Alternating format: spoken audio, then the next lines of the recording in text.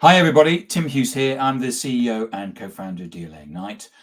With me today, I've got John Hillen, and we're going to talk about his new book, which if you look over his shoulder, you'll see a copy of it. It's called The Strategy Dialogues, a primer on business strategy and strategy management. And if you want to know anything about strategy, how to write a strategy, what a strategy is, and we're going to talk about some of that today, then you need to read this book. It is awesome. Of anything about everything you want to know about strategy, but we're afraid to ask. John, where can people find you? Yeah, so Tim, good to see you. My website is johnhillen.com, JOHNHILLEN.com. And yeah, I have a bunch of my work that I do and other things I've written about and speak about there. As I was saying, John, it's just an awesome book. Everything about strategy, and you've also written it as a novel. So it's, I mean, I can imagine, someone going, "Well, strategy book, oh, but it's not. It's actually, it's a story with it as well. It What is. what was the inspiration behind it all? Well, that's the way I found out in teaching strategy and being a strategy consultant and doing my own strategy. I've been the CEO of 4 companies, both public and private. I make a lot of my living now as a director of and a couple of large public international companies. I'm on their boards, and so I started. I'm the strategy guy on the board because I teach strategy. And as I started explaining it to people, I realized they sort of got it in air quotes when we went through an involved dialogue. And I thought to myself, gosh, this is the way people have always learned. This is in the Bhagavad Gita. This is in the Bible. This famous Socratic dialogues. So I tested it with my students in an MBA program. I tested it with my consulting clients, and it clicked. And it was always the same conversation. And so I wrote up those conversations with completely realistic dialogues. They're imagined dialogues between characters who are having very commonplace strategy challenges. But one of the gratifying things I've gotten with the Amazon reviews and elsewhere is people send me notes saying, "Were you eavesdropping on my offsite?" This is exactly the conversation we had. And I say, I It know. is just like a conversation that you would have as I've an been office. in dozens of these conversations. It's always the same conversation. This is the way people get to, as you alluded to, grasping the kind of dry, ephemeral, sometimes hard to get your head around concepts of business strategy. But strategy is easy, isn't it? We all have a vision and a mission, and we take them and we put them on the back of the toilet door and stuff like Right. that. That's strategy done, isn't it? Right. Yeah. Just look up on the wall. Just look on your badge, on your corporate badge, right? It's right there. Yeah. Well, this is one of the things why it is both a buzzword. It's the most commonplace thing. People have a strategy to sleep better, a strategy to lose weight, a strategy to gain weight, a strategy for lunch. So everybody knows the word, but when we apply it to institutional life, to enterprise life, to building a business or anything else, it starts to lose. You start to lose your grasp on it. A strategy is not a vision or a mission or values, although all those are really important and they inform a strategy. It's not a goal. It's not a slight improvement over last year's performance. It's a complete game plan and blueprint to take your organization from where it is now to a better place in the future, a place of more advantage, a place of more competitive advantage. And that blueprint, that game plan, is a series of interconnected moves that build on each other and push the organization up to this better place in the market. Because you start also with the classic where you have a meeting and everybody says that they've got a strategy, and one of the strategies is we're going to grow market share by 20%. Right. And you immediately say that's not strategy. Whereas a lot of people would say, well, that's us, that's the strategy. Yeah, this is probably the most common mistake people make, is mistaking just a pure objective for a full strategy. An objective is an important piece of a strategy, but you also have to have a good definition of the scope of your activities, how they interlink, how the interlinking of these activities and the changing of parts of what you do as an organization moves your organization forward. What does forward mean, by the way? Mm. And how is the better place better? How do we keep score? How do we know we get there? And then what advantage are we bringing along the way? So there's a lot more than a goal that goes into a package, but a lot of people stop there. I was doing an offsite with a big public bank in the US recently, and they said, well, we put 2 days aside for this, but we already have a strategy. I said, that's great. This is going to save me a lot of work. I said, what's your strategy? And they said, we're going to increase our stock price by 8%. I said, well, that's a goal. And maybe it's a good goal. Maybe it's a bad goal. What do I know? It's not a strategy. And then we had to really peel back and walk all the way backwards and start talking about where do they fit in the market? What does fit even mean? How do they define their competitive environment? Where's a better neighborhood in which they want to live? And how would they move from here to there? And then we started building the pieces of what will become a true strategy. Because you go into you kind of peel back all the different layers, and you start off with a strategy statement, don't you? That's right. And there's a lot of different ways to do this. I give readers two most commonplace ways. One is a very simple, I love this challenge. I give it to CEOs all the time that I'm coaching. Express your strategy statement in 35 words or less. Very few can do it, even ones that are founders and wear their organization on their heart. But to say, what are we trying to get done? So in specific, measurable, attainable, time-based ways. What are the scope of activities that we are doing and not doing in order to accomplish that? And what is the competitive advantage we bring? Why would people choose us over a competitor? To be able to put that in 35 words, it's not the entirety of your strategy. A strategic plan can be quite complex to capture all the details in that. But it really is a great way to crystallize the essence of a strategy. And the other framework, I put in there is from the great strategist Roger Martin, who has a sort of 5-part series of nested questions. Yes. Of how to get down to what your strategy really is. So, what would you describe a strategy as? What is it, and what is it not? Yeah, well, it's definitely the full game plan. This blueprint, this series of interconnected moves. However, it has to serve a purpose. And for me, the purpose is to position or reposition or move the enterprise to a place of more advantage. And I think there's an inherent dynamicism built into strategy, which is I want to go to a better place. I've actually had pushback from some organizations who say, we don't need to move. We don't need to change. And in fact, we don't even need to do strategy. That's for big companies. We're busy working around here. We don't have time to think about how the world's changing around us. We've got stuff to do. So I get these things. And I say, yeah, I would not want to wake up and go to work and not know what the weather is. I just want to step outside the door and let it hit me. I don't want to be prepared for the changes that are happening around me. I don't want to have a plan to understand what is a worse place in the market versus what is a better place in the market. I don't want to stay ahead of my competition. I don't want any of those things. And they say, well, of course we want those. I say, well, then you need a strategy. So, at the end of the day, there's different definitions for strategy. I like this simple one of a game plan, a blueprint. But I think the more important lesson, Tim, is that strategy's a way to think, not a what to think. So if people are looking for a specific outcome, a magic answer of the perfect place to arrive where they're going to, conquer all competition, that may result from a very sound strategic process, but it's really more important that you just learn to think like a strategist as opposed to look for a magic answer. Because you've got you talk about in the book about having what is our winning aspiration, where will we play, how will we win, what capabilities must be in place, and what management systems are required. Yeah, that's the journey. Which if you think about it, is if we're not thinking about those things, then something's going to be missed, isn't it? Completely. And a lot of times it is missed out, which is why I love those 5 nested questions. And they go, in a sequence. You shouldn't go to question 5, what sort of systems do we need to succeed until question 1, what does success mean?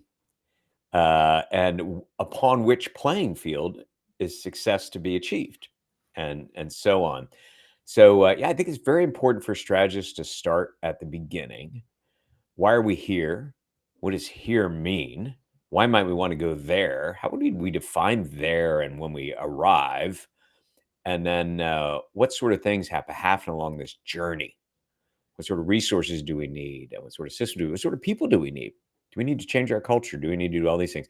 So all these things get built in along the way. It's a journey. It's get too literary. It's sort of like a quest, right? You're putting a team together to accomplish something, and you have to start defining what all the activities are that link the as is to the to be. Because you talk about plotting where the organization is and where it should be, and I don't have a copy. I've only got a soft copy of the book, so I can't find the page and hold it up. But it's about because we can all sit and talk about our competition and give basically a list, but you get in the book you get the people basically plot where they are on that matrix, and to see, are we positioned right in the marketplace, and are we positioned right now, or do we have an aspiration to be somewhere else? Okay, what do we need to do to get ourselves somewhere else? That's right. And we call it mapping your strategy. You're putting yourself on a map. And I make people build maps. I have a fun exercise in there I use with some of my teams. We do maps from imagination of real places in the world. And what it tests is it tests a skill everybody has, which is to see something in relation to another. And it's in real relation. You know when something is south of the river versus north of the river, and where is the river, what does it even mean? So you're able to see all these things, and I try to get people to see their marketplace and where they sit in it, because once you map all the players in your marketplace and where you sit in it, and you figure out the qualities, the cardinal directions of your map, is it a broad breadth of products and services versus a simple offering? Is it a price point? You can do these things in all different ways, and I offer a couple of examples in the book. Once you do that, you can see where the competition is, where you are, where might be a better place to move on that map. So I give you an example. I saw the founder of JetBlue Airlines, a guy named Dave Nielsen, was in the newspaper the other day, and he was quoted thinking about another airline. And the airlines are tough business. Yeah. So I'm like, why would anybody want to start another airline? Yeah. But the phrase he uses, he said, I see a hole in the market. He was literally using a phrase you can map, because you can look at where a map is in the market of all the competitors, and you can see a space that is being unserved where there might be customers or clients. You can put an offering there, but once you can see and map this, it really gives you a lot of strategic insight. So you also talk about strategic thinking. So what is it, and what is different by having a strategic mindset? Well, I'll use a Las Vegas term, which is a tell. What are the tells when I'm coaching and doing strategy work? What is the tell of a strategic mind to me? One is the strategic mind, strategic thinking is more long range than short term. So you're thinking about really into the future, not just getting your thing done by this month. The thing is big picture, not right in front of you. So you've got a wide lens on how you're viewing the world that affects you. The third piece really is the strategic mind puts things together. Your analytical brain, your left brain, breaks problems down, processes data. Your strategic mind is more of a right brain creative activity. It puts things back together. You see how trends among suppliers are affecting trends in technology, with economic trends and consumer behavior and competitive forces. And I give some frameworks and tools to see how all these things might fit together and affect you. And strategists watch for how ecosystems connect. Another key feature of strategic thinking is you're comfortable with ambiguity and contingency, because strategy is casting your mind forward. It's about the future and trying to imagine a different future that might lead to more advantage for your enterprise. The future hasn't happened yet. So you got to be comfortable with, that the fact it's situation dependent. You don't know how exactly it'll turn out. A lot of people that are wedded to data, which is necessarily about the past or the present. We do not have data on the future. get really uncomfortable with the ambiguity of working into the future.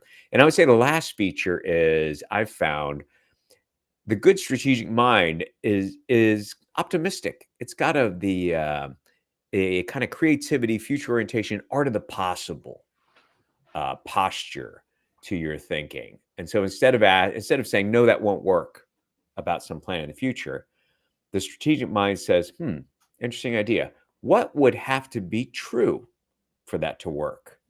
And it allows for a different kind of conversation. Yeah.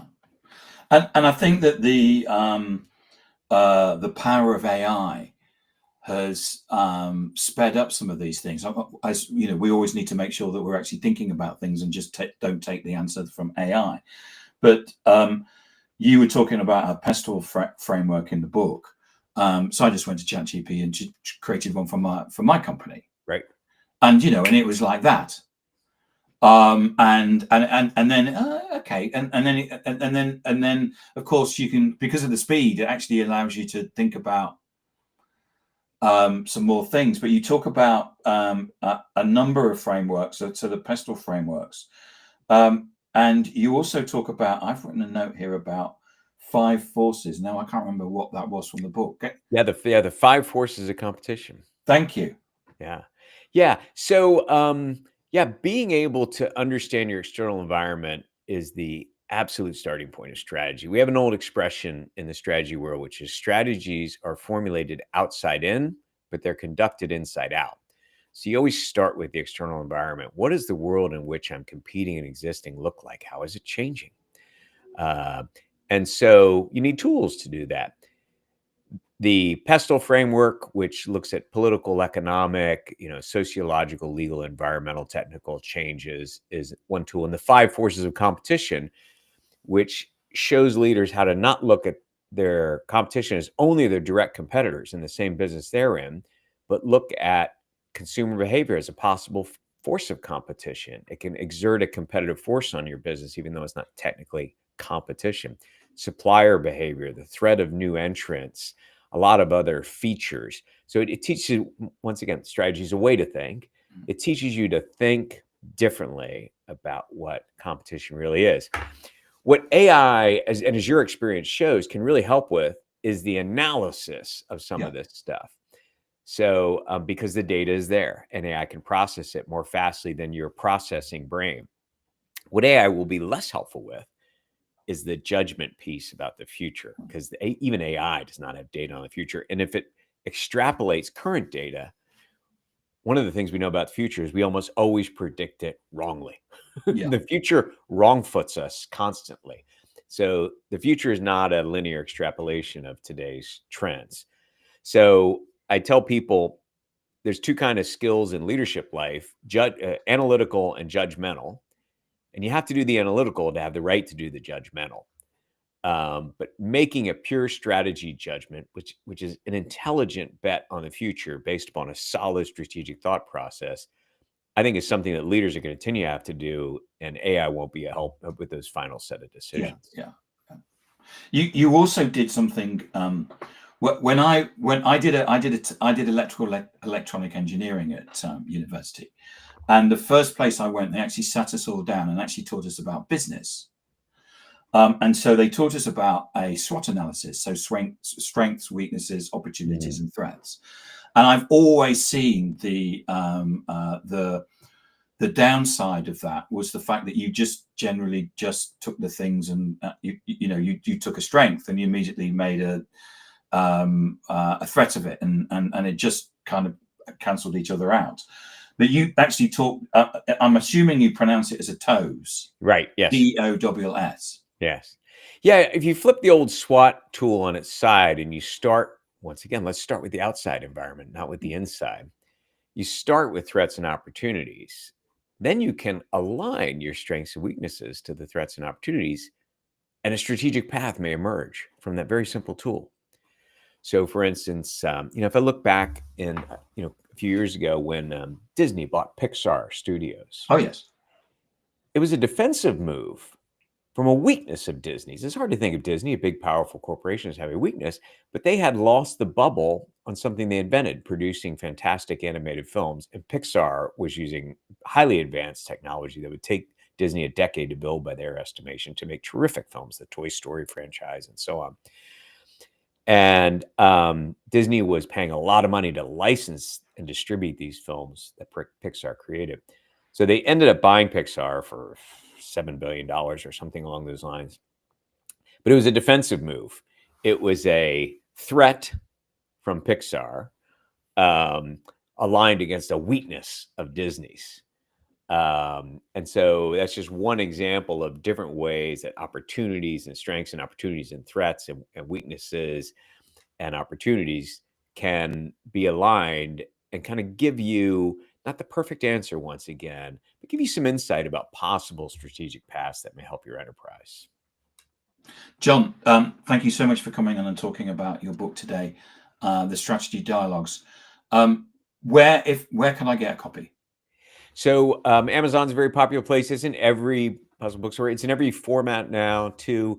The audio version is out on Spotify and Apple Books and Google Books.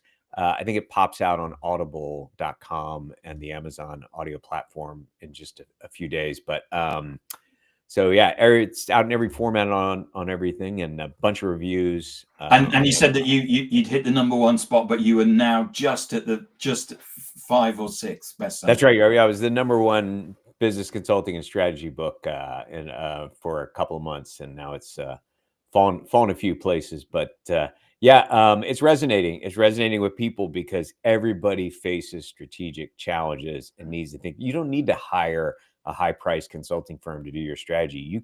You should do your own strategy. You can read the book yourself, and this will help people. Yeah, and if you want to know about strategy, John, it's the book. Cheers. It really is. I've read a lot of leadership books, and it is the book on strategy. Thank you. Where can people find you, John? JohnHillen.com is a good place to find me. Okay, John, thank you so much for coming on, and thank you so much for sharing your what you've done in terms of written such an excellent book on strategy. Great. Thanks, Tim. Thank you.